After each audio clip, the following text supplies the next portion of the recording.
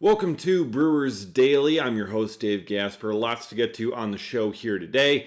We got prospects to talk about, some of the newest Brewers prospects, Jett Williams and Brandon Sproat. They talked to the media today as well, and also want to get into Bryce Turang here a little bit because MLB Network's doing their top 10 right now at each position. They're going down the line, doing their top 10 list, top 10 players at each position. Okay, cool. They did second baseman here, and the shredder, as they call it, which combines whatever whole bunch of factors, the shredder that they had somehow had Bryce Turang 10th in the league at second base, and I just find that remarkable that Bryce Turang, with the season that he had, somehow ends up 10th via the shredder that they have. It's peculiar to me. I mean, some of the names that he's behind, I'm not saying that he's got to be first overall, but some of the names that he's behind here, just incredible. Brandon Lowe of the Pirates, Xavier Edwards of the Marlins. How are we putting Bryce Turang below those guys? Ketel Marte is number one, which, okay, yeah, fine, that makes sense. Jazz Chisholm at 2. Jazz Chisholm, has been pretty good. Nico Horner 3, again, he's been pretty good. But still, Bryce Turang at 10. Bryce Turang just put up an OPS plus of 121. He hit 18 bombs, hit 288. Stole 24 bases last year, and he's got the capability to steal 50. We saw him do that in 2024. I mean, to have Bryce Turang this low, especially when he's also a platinum glover with what he does defensively. It's just incredible that they have him this low. The disrespect that they got for him. Insane. I don't like it. So many other... the fan vote for the top 10 right now at second base had Bryce Turang third. So the fans see him as a top 3 second baseman, and the shredder somehow sees him 10th. Xavier Edwards, who is ranked 2 spots above Bryce Turang, hit 283, which, okay, somewhat similar batting average, with 3 homers last year. An OPS plus of 94. An OPS of 695. Well below average. Okay, that is below average. Bryce Turang's OPS plus 794. Basically 100 points higher in OPS than Xavier Edwards. But somehow, Xavier Edwards is ranked above Bryce Turang in top 10 second baseman right now. I don't get it. I don't like the disrespect here. Bryce Turang is just second baseman for the team with the most wins in all of baseball. Just went to the NLCS, but no respect apparently. He's on Team USA for the World Baseball Classic, and yet somehow he still ends up falling behind. I don't get it. I've had issues with the shredder over the years, as MLB Network calls it, but this one is just ridiculous to me that Bryce Turang is going to be held so low in terms of the top 10 second baseman right now. Because we're talking right now, what he just put up this past season. We saw him take the steps forward with power. Okay? We saw him continue to take steps forward with contact, with getting on base, simply. I mean, just what he's been able to do year after year, being able to improve from what we've seen. When he was a rookie, his first season, hit 218 with a 285 on base percentage. He was trying to settle for power too much, didn't really get a ton. Then in 2024, hit 254, made quite a big leap. On base percentage 316, stole 50 bases, 7 homers. Power didn't really improve that much. He wasn't focused on it. He was focused on making contact.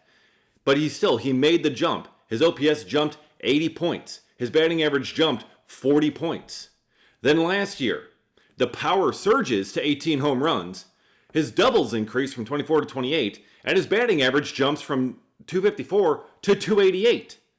So another 30-plus point jump there. His on-base percentage, 359 last year.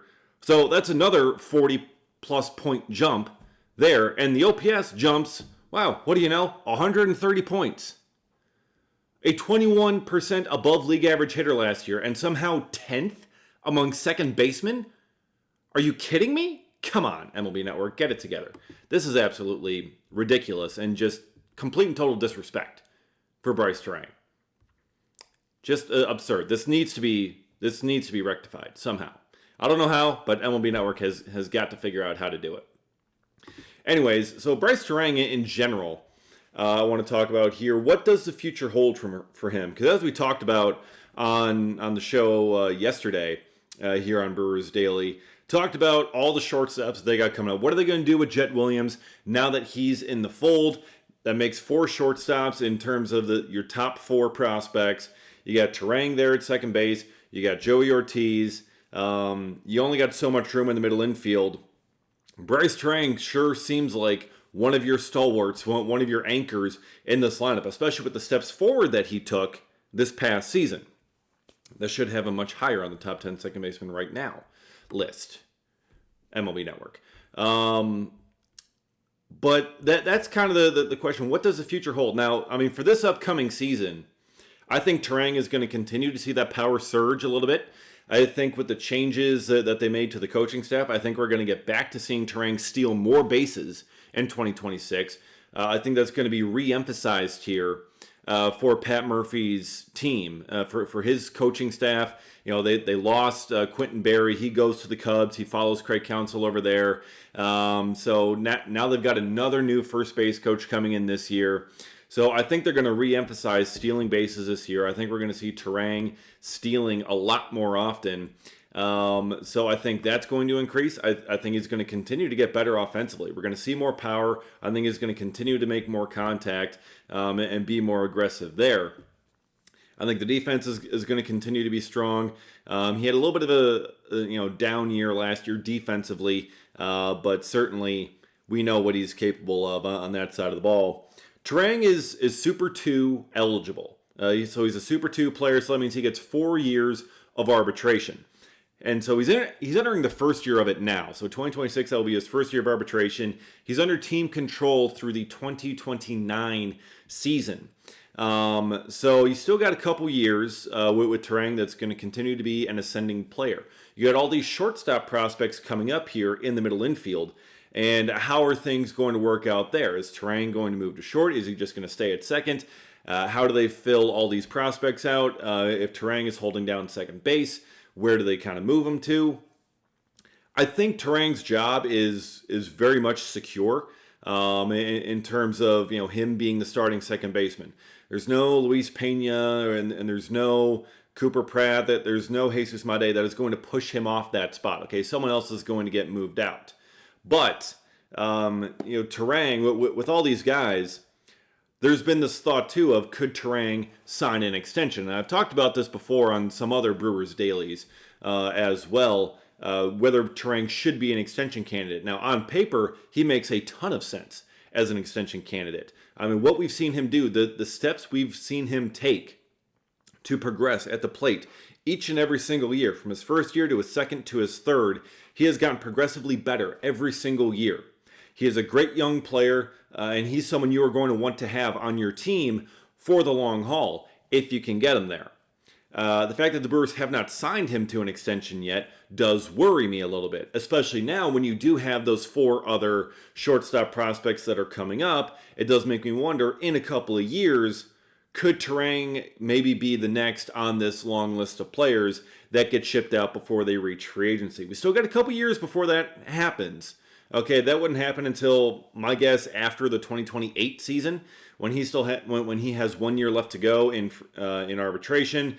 And since he'd be arbitration eligible 4 times, if he continues at this rate, he's going to be getting very expensive by that time, especially if they don't have him locked in to a contract extension. So maybe he ends up getting traded 3 years down the line here to maybe make some room or whatever. I think that could be what the future holds. But that is if the Brewers decide not to sign him to an extension.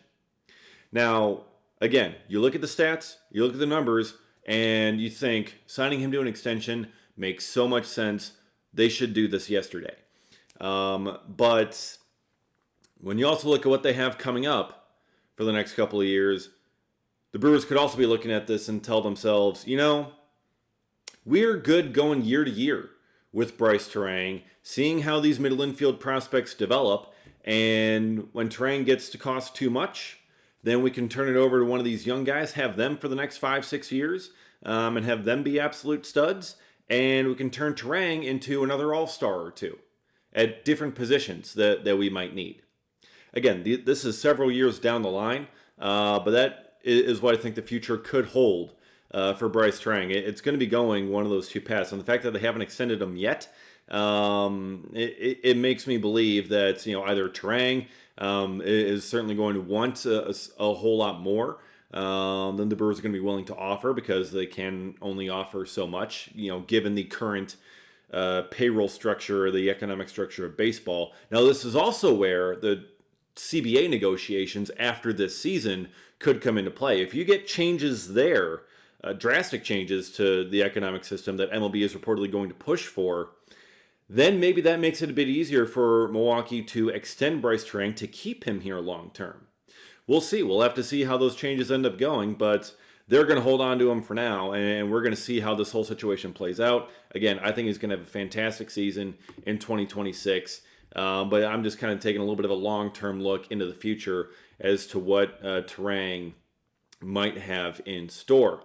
And also, speaking about the future and what might be in store, the Brewers' new prospects spoke to the media on Monday, and they're talking to Jet Williams, Brandon Sproat, and these guys, they're saying all the right kind of things. And Jet Williams, he calls himself a scrappy kind of guy, because he recognizes his size. It's his style of play. He said, quote, "It's a bunch of short guys that are a little bit scrappy, so it's similar to me.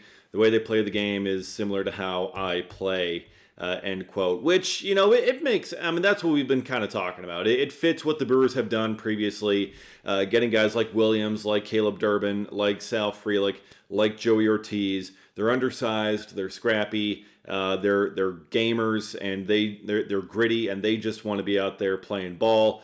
He told Murph apparently that he would have to drag him off the field.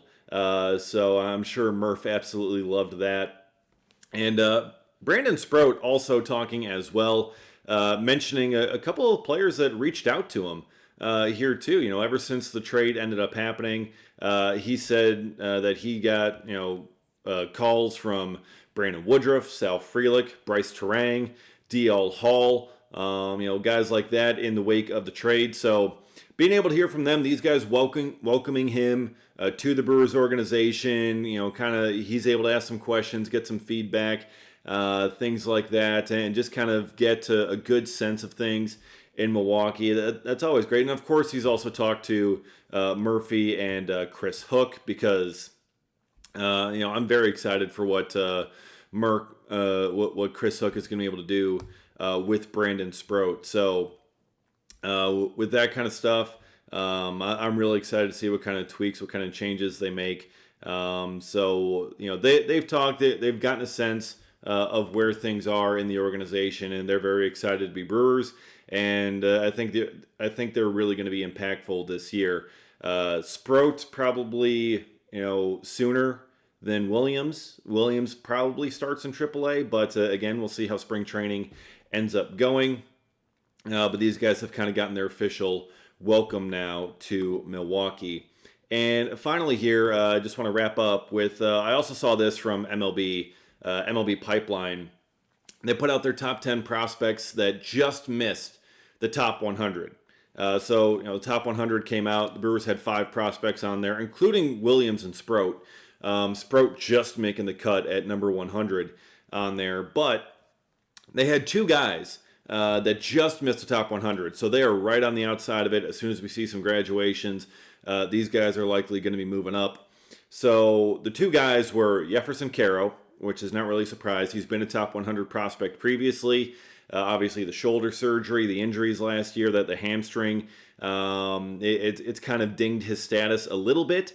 But the ceiling is still there. Trying to see if the throwing shoulder ends up coming back after surgery. The bat is still there.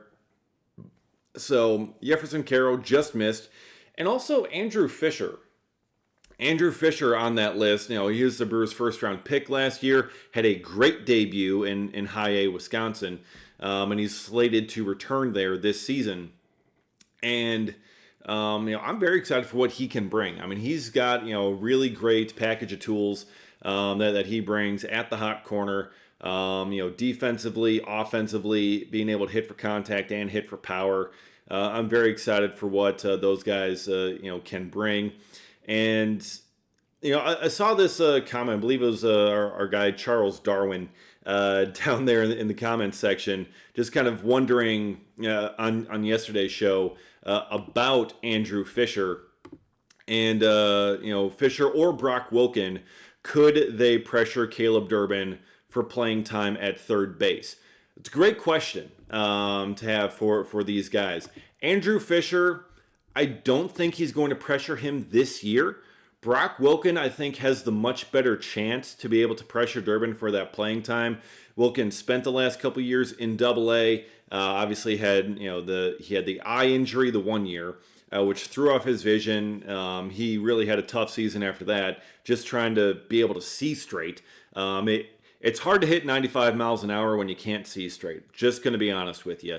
And then last year having a really good first half, then he injures his knee and misses most of the rest of the second half. So, but I would imagine we see Wilken in AAA this year, and I would imagine that he could be the one who could really push for playing time at third base. It's going to be later in the season, going to be the second half most likely that he could push him. But if Durbin struggles at some point, if he really gets into a slump and the Brewers want to make a change going in at third base, I think that's very possible that Brock Wilken could push for playing time. He's a first-round pick. The Brewers wanted to move him quickly. I think they're very excited about his potential. So Wilken would be the one I think would be the best bet to push Durbin for playing time at third base. Andrew Fisher might be the long-term answer at that position, but I don't think we're going to see him in Milwaukee this year. I think he's going to start the year in Appleton. And then I think there's a good chance he ends up getting to Double A at some point this year, Double A Biloxi. And, I mean, maybe you could push for Triple A if everything really goes well. But I don't think we're going to see Andrew Fisher quite yet this season. So it's a very exciting farm system. A lot of guys coming up. But, Andrew Fisher probably the highest ceiling of that group. Brock Wilken probably the closest. And, Andrew Fisher right there on the threshold, right on the verge of the top 100. Jefferson Caro there as well. That'll do it for today's show. Again, be sure to subscribe to Brewers Daily and follow me on Twitter at dgasper24. Got lots of great Brewers content going on over there as well. And we'll see you again next time for another episode of Brewers Daily.